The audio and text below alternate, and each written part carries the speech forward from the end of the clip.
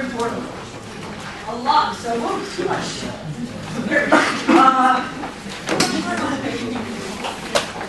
There is a huge difference between sex and gender. You'll notice that your book even separates out gender from sexuality. That's even yet a third difference, okay? So there's gender and there's sex, and we tend to obfuscate and confuse these two things. Part of this has to do with something that's inherent to being human, actually. Let's start there. We have something we call binary logic, right? We see things in binary oppositions. Do you know what I mean by binary? If there's a thing, there must also be an opposite thing. Okay? When we're very first babies, when we first come into the world, we don't know that we are not our moms. It's just not part of our toolkit at that point. So we don't have a concept of me as a word. Of course, we don't have language yet, but the idea of me, being able to be self-aware, knowing that I exist as a separate entity from you, we are not born with. We do develop it actually relatively young, usually before 6 months, we develop the concept of me versus you. So that's your first binary opposition. If there's a me, then there's a you, because me has no meaning without there being you. We sort of started touching this when we started talking about racism, right? We just started touching the idea of these binary oppositions. And a lot of our logic, we make binary oppositions where there are none. So, what's the opposite of a cat?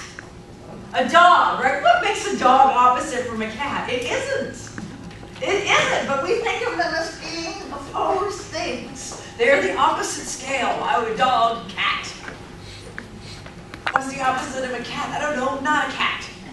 Right, but we do this, right?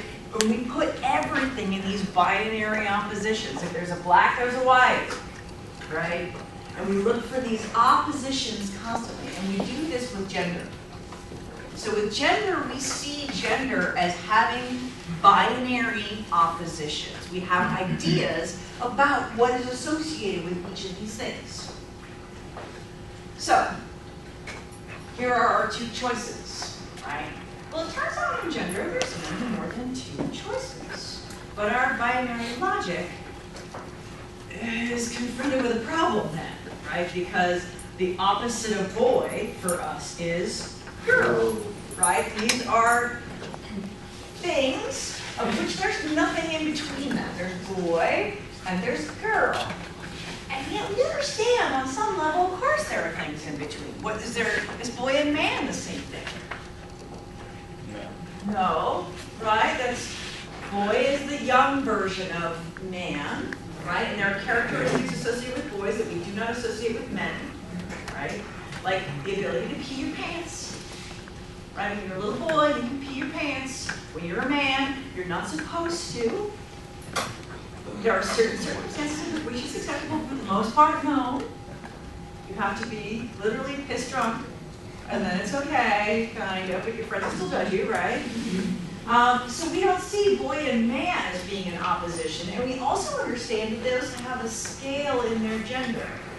Boys do not have sex, we hope. Men do, right? Little girls do not have sex, women do. So we see them as having their gender but more of it. If we see them as having their gender but more of their gender, that means it is in fact scalable. But we don't really think about it that way. As soon as this works, that's great. Okay, so when we talk about sex, we're talking about our biological, the actual sex, genitalia. We're talking about our biological differences. We're talking about the differences between males and females, and once again, by the way, we see that as the binary system. There are innies and there are outies, right? Internal genitalia versus external genitalia. It turns out there's a wide variety of that as well. Some variation there too. It's just hard for you to imagine because most of you in this room have either an innie or an outie, right? And you have seen the other varieties and you go, okay, there's this or this. Actually, it turns out there are other choices as well.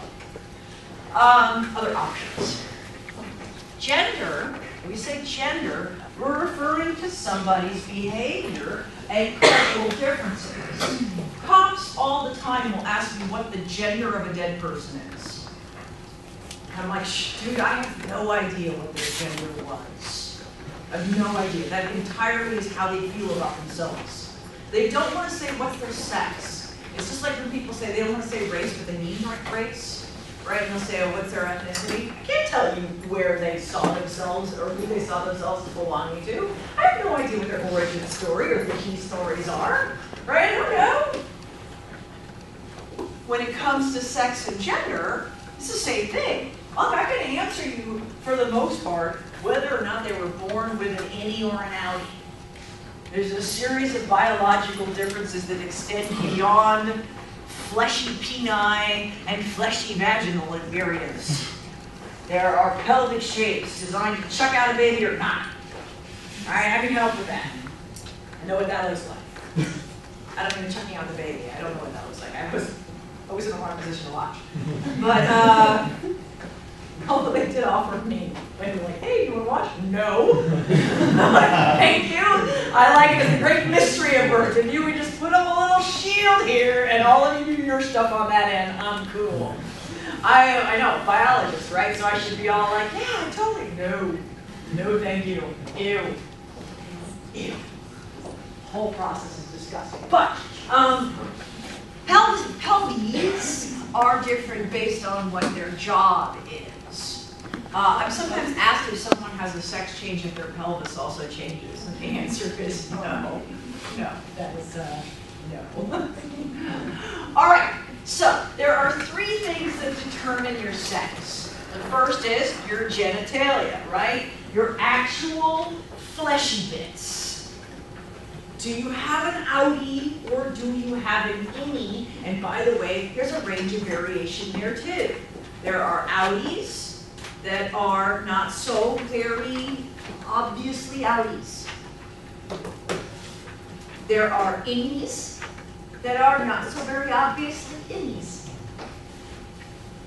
It isn't like there's only two choices. If there were only two choices, there would only be one size penis. And boy, am I glad that's not true. Variation is the spice of life, my friends. If it were true, there would only be one size vagina. Also something we don't talk about very often, right? Guys talk about penile size because they associate it with virility, as if somehow having a larger penis means you're going to make more babies. Sorry, no. It has nothing to do with that. Or convince more sexual partners to become your partner. Remember, when we meet you, we meet your face, not your penis. Right? That's the first thing we meet. Your personality, your face, your wallet, then your penis. So, you know, that's going to be a much later down the line kind of thing. And girls have different sized sexual organs as well. I think actually males are more familiar with this than females are, because there's no way for females to compare to other females. It's not culturally done. Like, I can't be like, my vagina's bigger than yours, or smaller than yours, or whatever in the gym, right? Or talk to your best friend, like, I wonder which one of us has a different, we don't do that. And there really is no way for us to establish that. And that's one that I can think of anyway. I'm working on science. No, so we don't have that same association with it, although there is for us a cultural idea of larger and smaller vaginas that we associate with race, where we assume that Asian women have little tiny vaginas, right? And that large white women, huge vaginas. And men talk about this, women do not. This never comes up as a subject of conversation. Most women are unaware that there are differences in labial sizes as well. That some women have larger external labia, some women have larger internal labia. There are two sets. This is, sorry about your dirty 30 class, but you need to understand this before we move on. You know that there are external and internal labia, right? Labia means lips. Okay, so the outside part of your JJ, there's a thing, outside lips. There's also an inner set, right? So when we start talking later about clitorectomies and infibulation and things that happen to women in other cultures, you need to know there are two sets, and we're talking about different things there. That's all part of this. Okay, that's all part of your genitalia. And we do have cultural assumptions about our genitalia. Most of our, as Americans, most of our assumptions about our genitalia are actually very telling about how we see gender. A man's penis is what? A proud thing, right? He describes it in size, virility, ability, right? Read any romance novel for 2 seconds and you'll be like, apparently they are throbbing poles, whatever. When we talk about women's genitalia, though, how do we describe them? Usually quite negatively. We associate them as dirty, smelly, disgusting. You know, that is where we have our periods. They've especially betrayed us, right? Go to the store, just go to Target.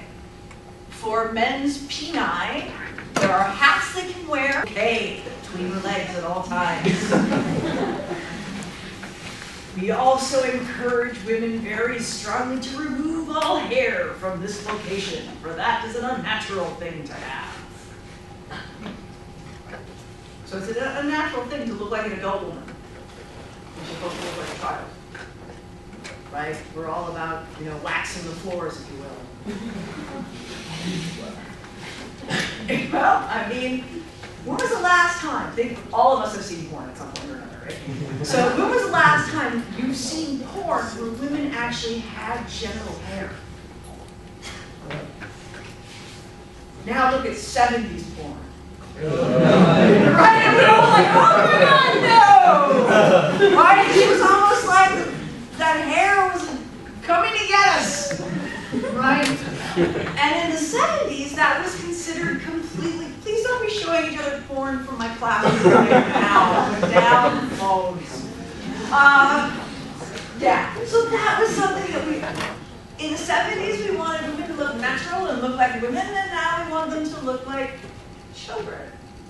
So they're supposed to look like they haven't hit their secondary sex characteristics yet, and it is supposed to have no odor. When have you ever heard these kinds of comments about males?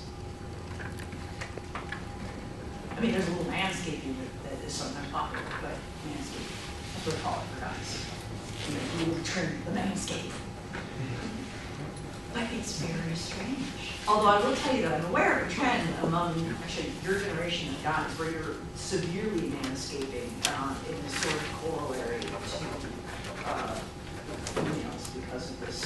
But again, it's an infantilization of yourself. It's that stay young forever kind of thing. I'm not promoting it.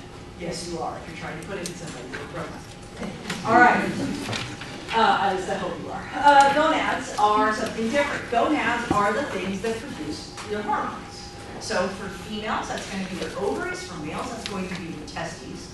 There are individuals who are born with non-corresponding genitalia to gonads. So individuals who are born with a vagina. I'm just so not used to using that word in front of vagina. Individuals who are born with a vagina but have testes, and individuals who are born with a penis who have ovaries. So those two didn't come together. There are options. And then, of course, chromosomal pattern. So normal human females will have XX. There is another option for female genitalia, which can be XXY. So she'll have female genitalia. She'll also have a Y chromosome. Jamie Lee Curtis is an example of someone who is XXY. If you're XXY as a female, you are not sterile, which is cool. If you can also be XXY and be genetically and not genetically present as a male, that goes either way. Human males, typical human males have an X and a Y, but there are some that have an X or a Y. And then there are some individuals who have variations where it's an X only, no second chromosome. And for the individuals without the second chromosome, they have something they call Turner syndrome. They present with female genitalia. Typically the gonads, however, are testes without, but without a ability to produce the testosterone. It's kind of a mess. So there can be people who have that are not exclusively one or the other as well. We don't refer to them as hermaphrodites. That's a fine term for animals. It's not a good term for people. We refer to those individuals as intersexed, which means that instead of being on a binary system, they're falling somewhere along a spectrum. We refer to Turner syndrome as being intersex. So they have female, it's non-functional ovaries. The reason they're non-functional is because they're actually little testes. They don't really work. And then, of course, we have what's called androgen insensitivity syndrome, or AIS. In this case, they're XY, so they present as males, but they have a sensitivity to the male hormones, and the genitalia can go either way in AIS. And you could end up with either or, both, or none.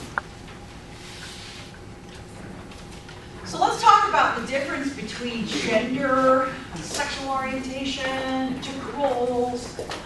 There's actually a better diagram in this. The better diagram in this is it's pronounced metrosexual.com, but I won't stop drawing the diagram, so I'm leaving it alone.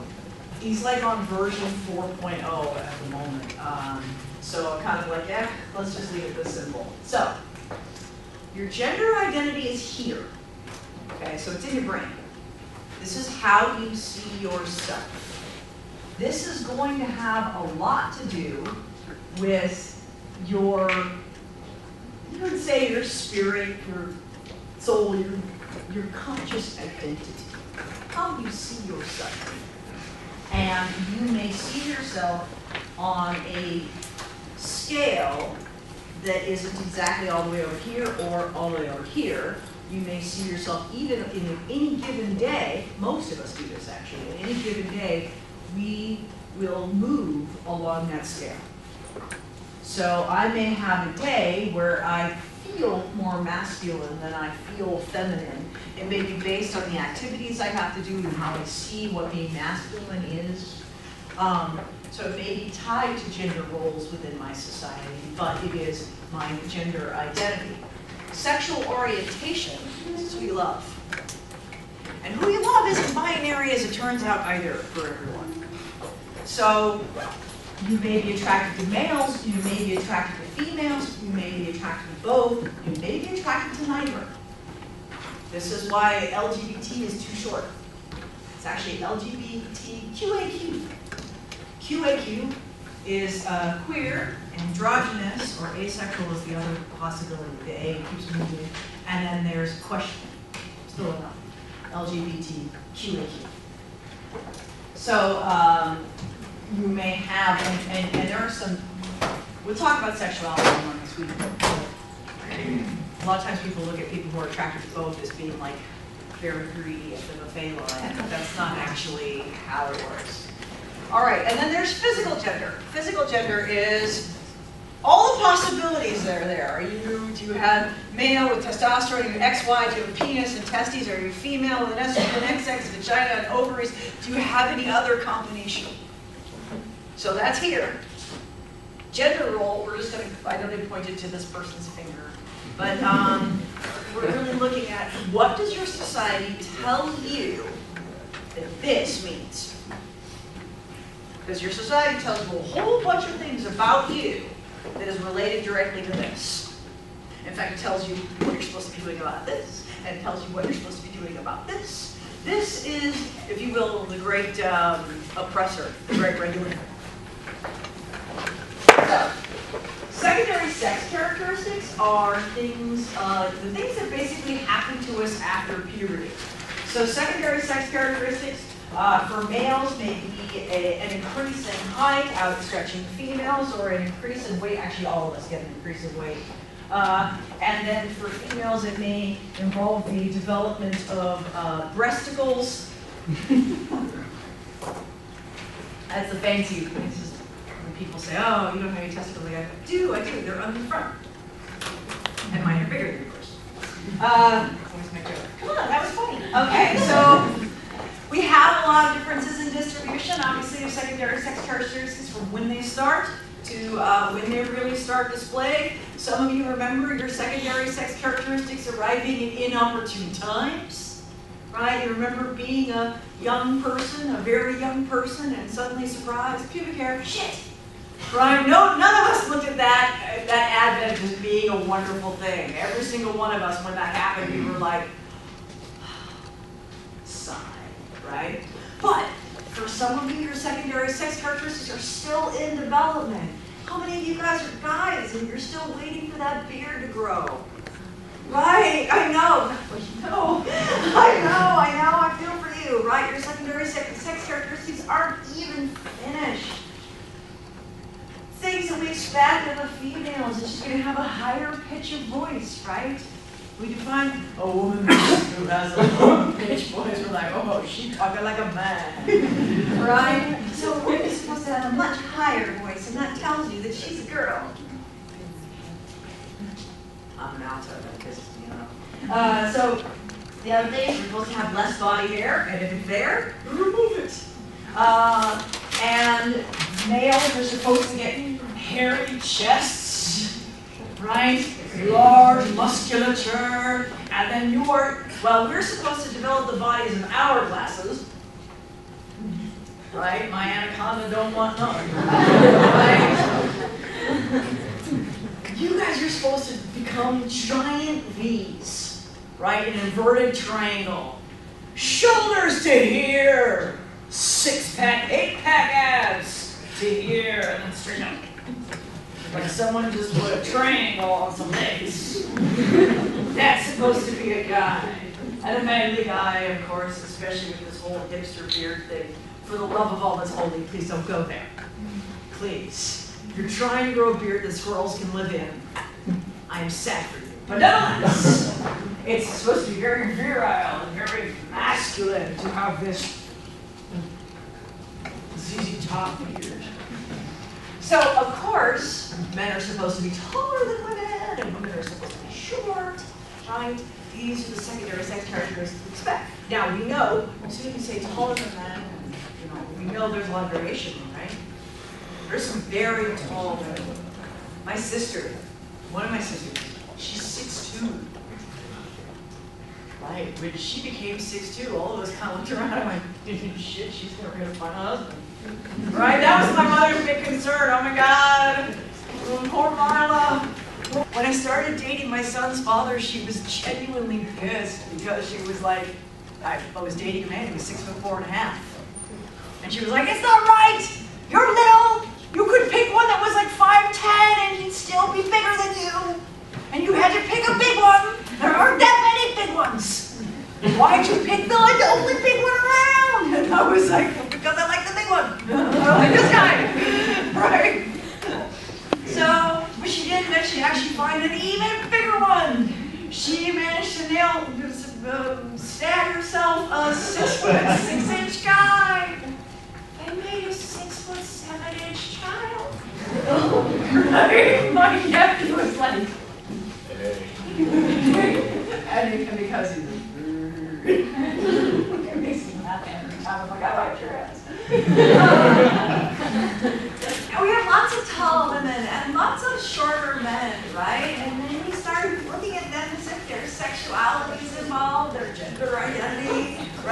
If you're a shorter man, they look at you as more of a womanly. If you are a tall woman, you're automatically all masculine and like should be playing volleyball. Or when I started getting taller than the rest of my friends, which was only for a minute, they all passed me after that. But when I was taller than the rest of my friends, their parents were like, "You're tall and skinny. You should be a model." And I was like, "That's wonderful." And they were like, "Yeah, you model like bathing suits or hands." Put their hand from my face. I was like,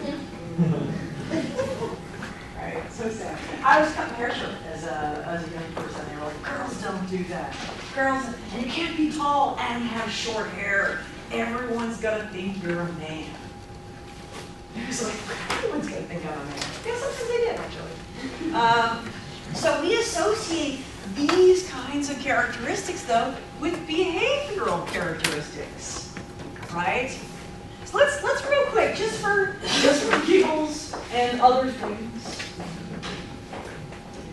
I want you guys to just turn to your neighbor, and I would like you to turn. Actually, I want you to find a neighbor that is displaying a gender orientation different from your own. In other words, they look, if you're female, they look male. If you're male, they look female, and you talk to them. No, point your girls together.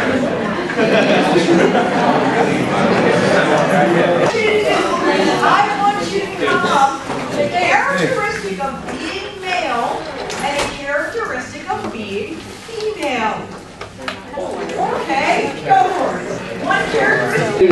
Arm hair. So we're just going to go hairy, okay? Tall. Muscles, tall. Dark. Deep voice. Big feet. Big feet. Big socks. Anything else? Any other characteristics of males? Short hair. Short hair. Broad shoulders. Bushy eyebrows. Oh my god. You're just like... Sports. Sports. Potato game. What kind of game? Video game. Video game.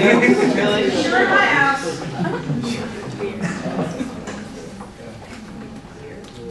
Beer. Aggressive. Beer. That was like... You say president? Aggressive. Oppressive. I'm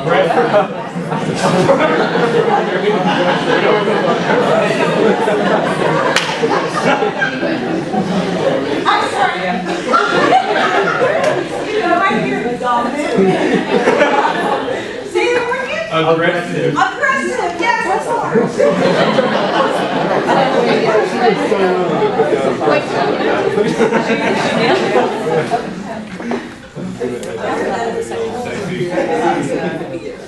Oh, beer. Okay, let's go to girls. You can do wine and cocktail things for this. Movies. They got long hair. Jewelry. Crying. Short hair and long hair. Clean. Right? Hairless. Hairless. I need one. I need one. Judgmental. Efficient. Hey. What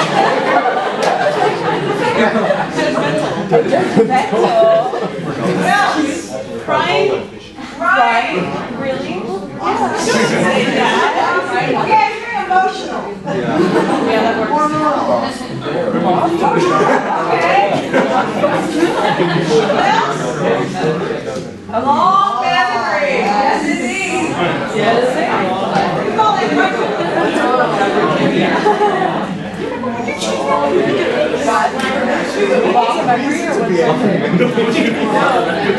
Piercings. piercings. Nurturing. Nice nails. Nice nails. All about a piercing. Bullshit. We are not protected.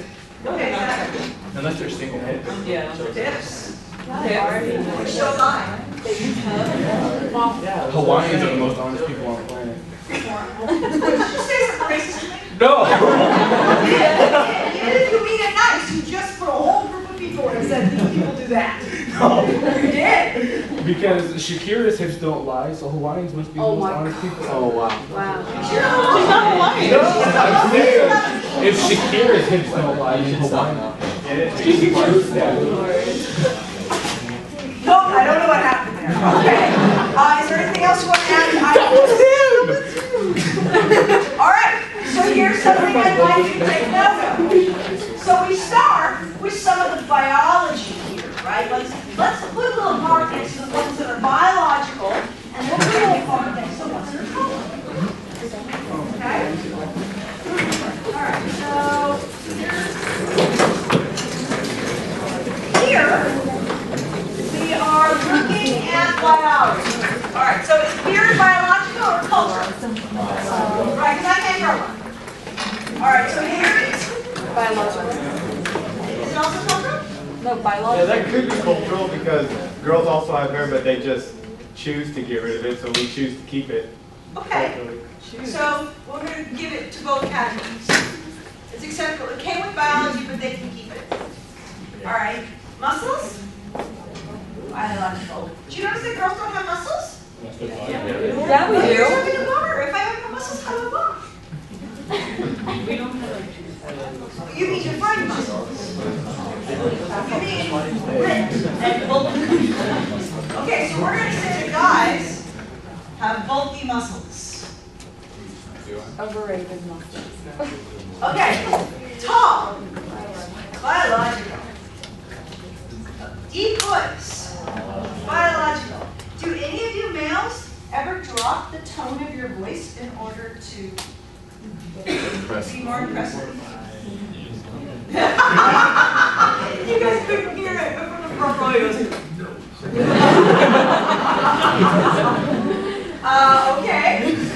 I certainly know that males in my household have been noted to, especially during the voice changing time, when it was like, la, be like,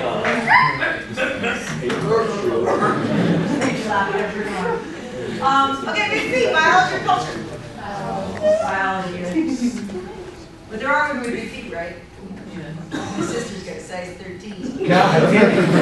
She's 6'2". I mean, it makes sense. I look like she's like an 8. She's don't work out. Although, that first husband of mine, 6'4.5", size 10 foot.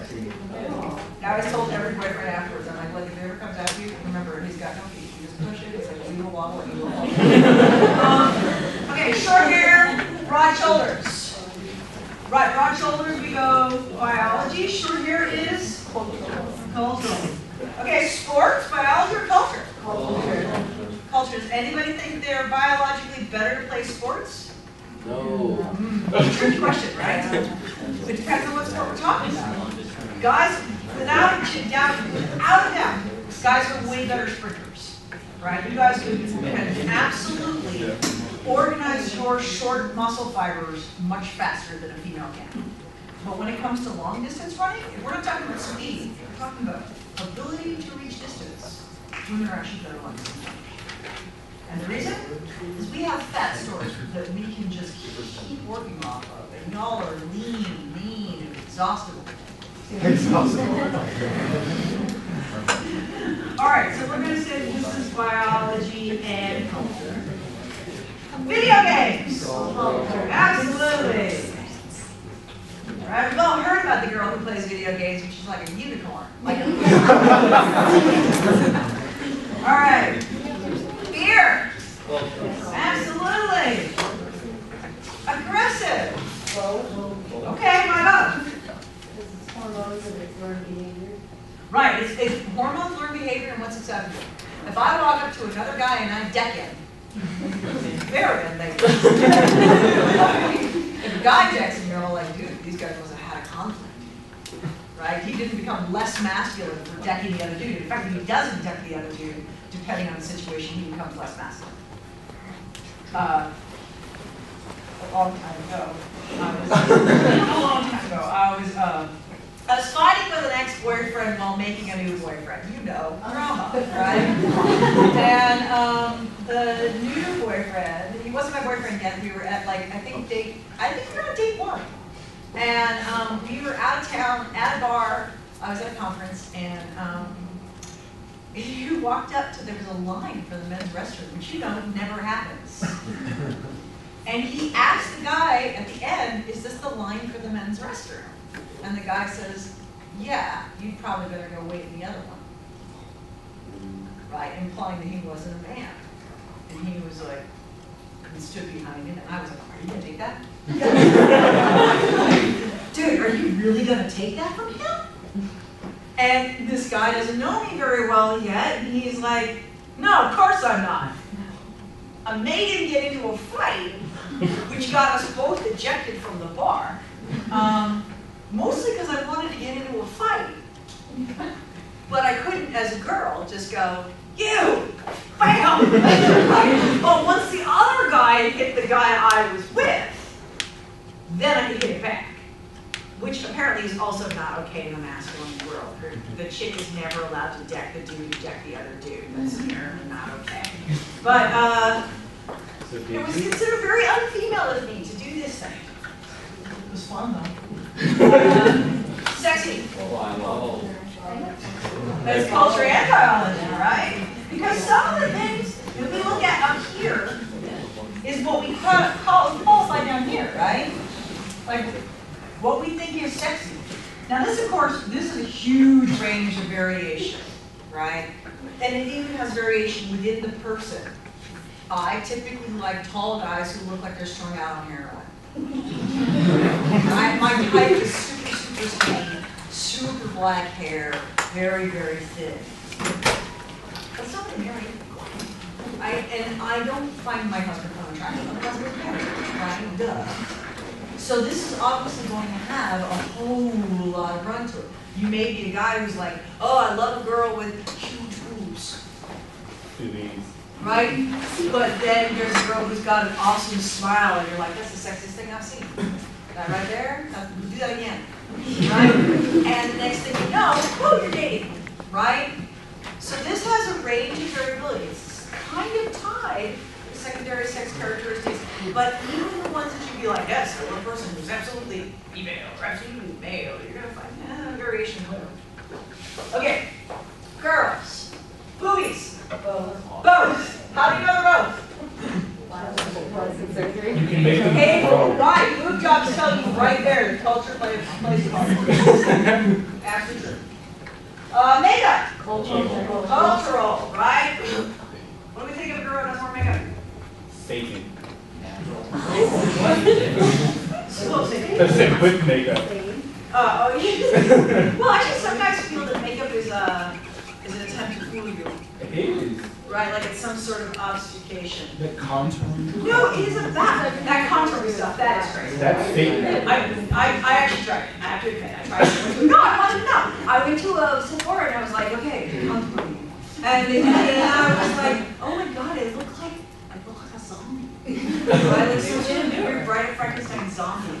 But other people would say makeup accentuates the things that are girly. Where do we put makeup? Apple and Rosie, we make our eyelashes long, like child. Children's eyelashes. Look at our eyelashes and what we do to them. Yes. We thin our eyebrows so that they're not all hairy, right? Plucky, plucky, plucky. And then we draw them back in. Makeup, the never-ending art project. Every single day, it's the art project you have to start over again. And you have to carry half the art supplies in your purse. So it ain't gonna go away.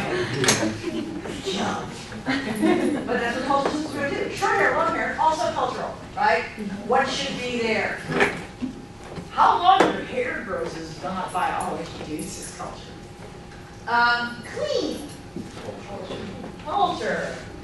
Hairless. Culture. Fashion. Perfume. Judgmental. Culture. Crying. Culture. And harmonious.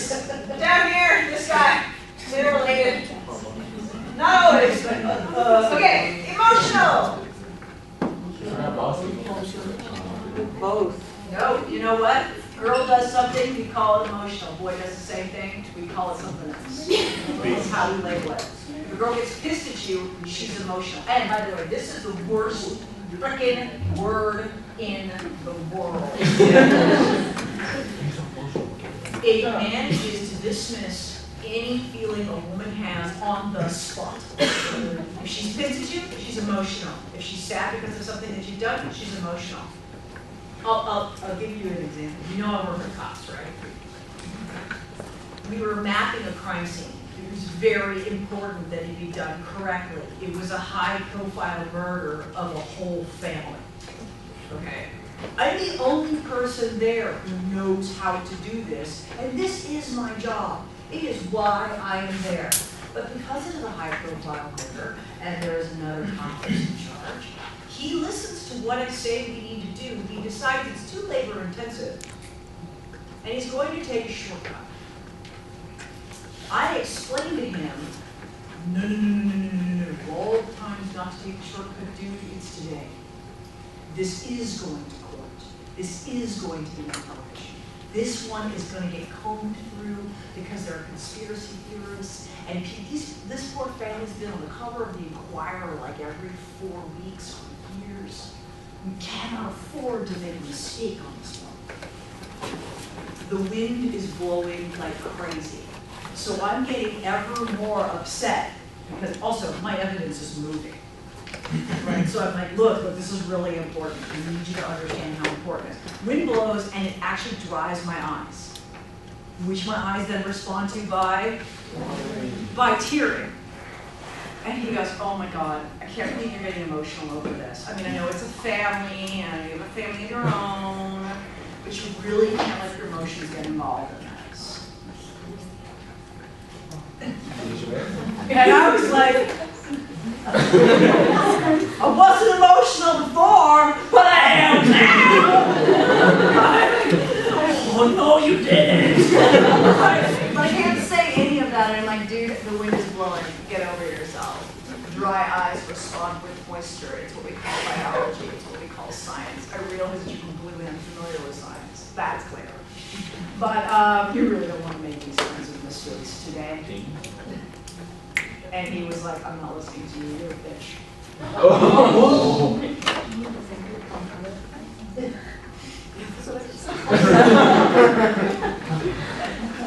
Now, what if I had called him a bitch?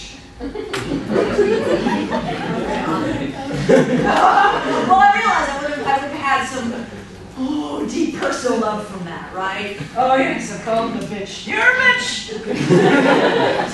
They would laugh because that's a culturally inappropriate thing to call a male, right? Because he's not full of emotions. In fact, because we started what was commonly referred to as a pissing match. What was he doing?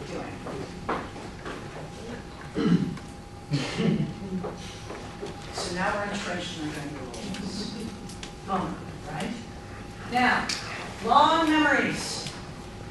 I think that's not too terribly far off from judgmental and bossy. How many of these words are cultural words? All of them. Piercings. Cultural. Nurturing. Biological. Maybe. Uh-huh. We say things like when males are raising their children, they're helping out.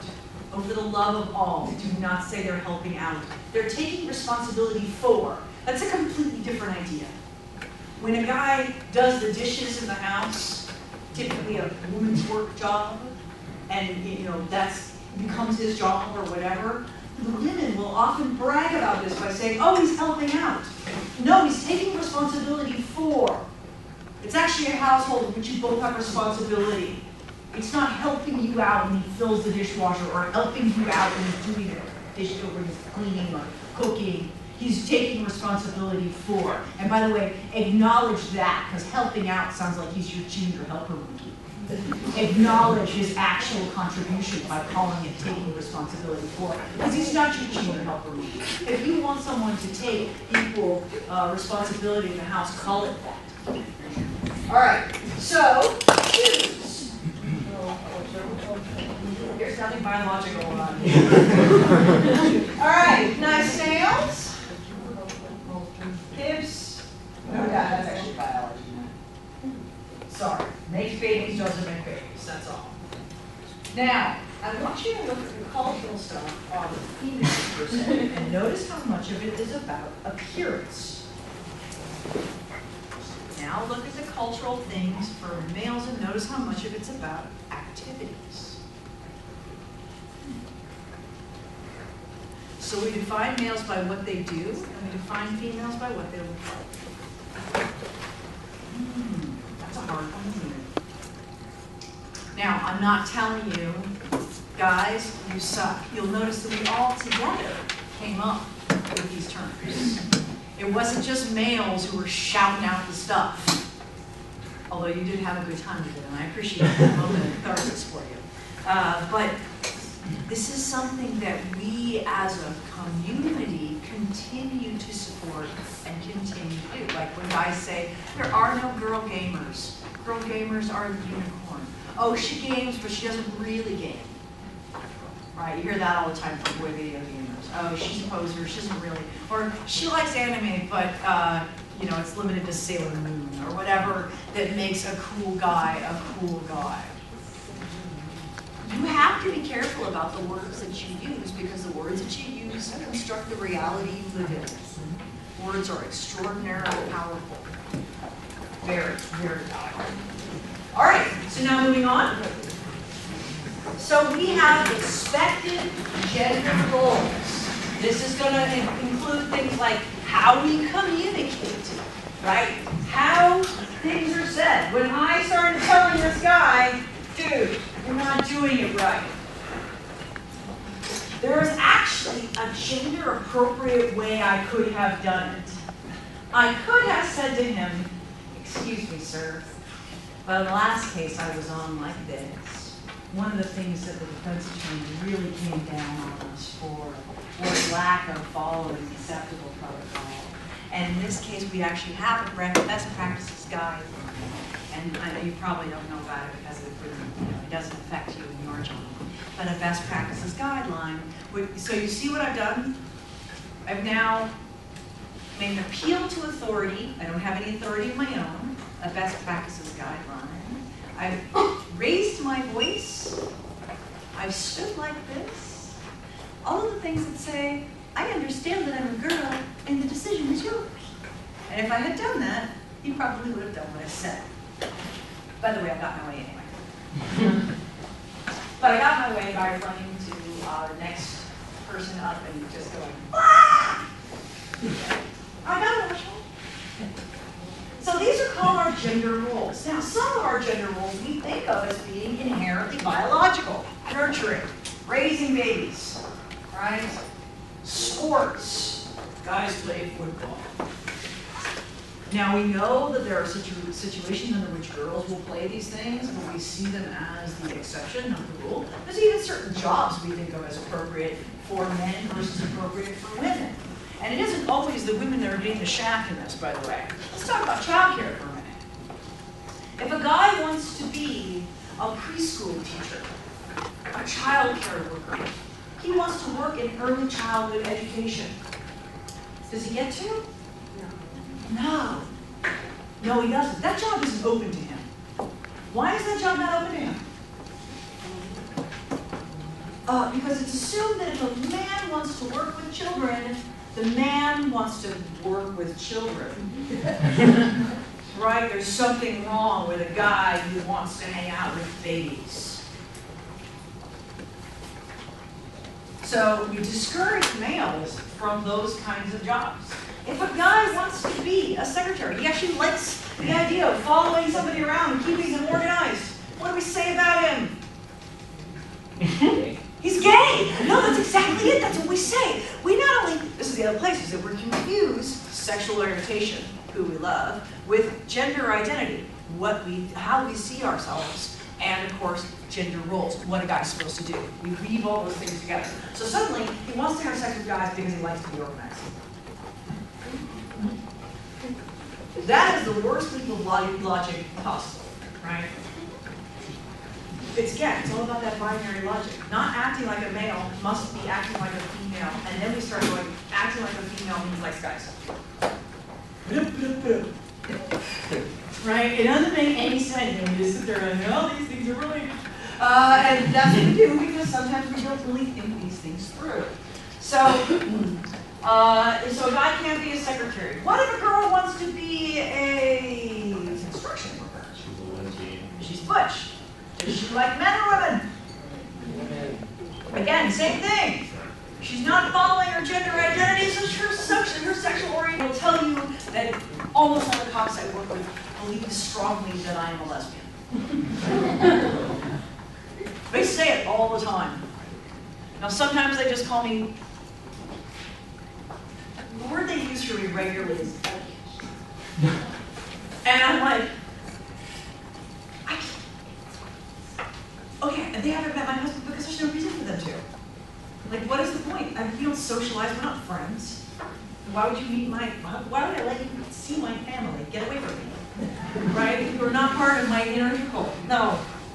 But they call me that all the time. Now, I used to be seriously confused about this because one of the things that we have as about gender roles and identity and this connection to sexuality, we're going to go back to that drawing here for a second, is that some of it is actually determined by other people, what they tell you. So here's what I mean. If you were to think of this as a scale, over here would be masculine, over here is feminine, right? Where I see myself, not quite at the very edge, but pretty close. I'm rough and tumble and I can scramble with you if I have to. But I wear dresses and I do girly things, nails. I have a collection of shoes that is to be marveled at. And I, curl my hair, I put on the makeup. Right? When we did this for ally training, my colleagues then got to put me on the scale. Feminine over here, masculine over here. When they put me on the scale, boy was I shocked when they put me. Right, they kept moving me over, and I was like, what? And I keep going. What? Like, after I passed the midpoint, I was like, you're kidding. And they were like, keep going. And I was suddenly like, I passed the middle point of male, approaching totally male. Now, admittedly, I was wearing cargo shorts and a t-shirt, but still, I was like, really? You see me like this? And all of my colleagues were like, yes, this is where we see you. And I was like, why? Why do you see me that way? And they say, you approach all problems with aggression. There is a problem, you threaten to burn it down, stab it, hide its body. You're never like, how can I nurture something through the situation? Oh, there's a problem, I should cut it. Yours is like, oh, there's a problem, pour gasoline on it, get a match. And that's a much more male characteristic. It was totally shocking to me because, and it's also the work that I do. Obviously, the work that I do requires a uniform with a square ass. You've all seen a cop's uniform, right? Nobody looks good in that thing. It's very hard to look like a girl when your ass is turned into a square. Right? Hat. Oh, God, hat. It's horrible. And the belt makes your arms go like this. It forces you to walk like this. So when I'm in uniform and I got boots on, I'm like, now to find the dead guy. Oh, I'm not encumbered at all. Here, let me also carry my equipment. I'll die, right? No, I admit that it's kind of masculine looking. It's not like my uniform goes, it doesn't. But I'm at school all the time, like now. I'm not gonna let you guys put me on the scale. I'm not comfortable enough with you to do that. I hear you. But you should try this with your friends. Make a line, chalk line on the ground, and see how your friends see your orientation and your gender. You first have to explain to them what the difference is because most people don't know straight off the bat. And see where they place you. And you will find out just a little bit of what it's like to be someone who has a non-binary gender. Just step in somebody else's gender identity just for a day may give you the kind of understanding you may need not to say stupid things to people. And we'll get to sexual orientation, but one of the worst things you can say to someone who does not have what you consider normative sexual orientation, when did you know you were gay? I don't know, when did you know you were straight? Like, or people who are transgender. When did you know you weren't the right sex? I've always been the right sex, I just wasn't born in the right body. When did you know? Always? When did you know you were actually a boy or a girl? Actually, for all of us, we're English speakers, so we figure it out. I mean, like how they tell us boys. We actually kind of figure out that we're boys and girls. It's fair. All right. Instead of scanning you today, I'm going to have you pick up your exam. Whichever ones are left over, those people aren't here. That's how I'm finally getting rid of these things.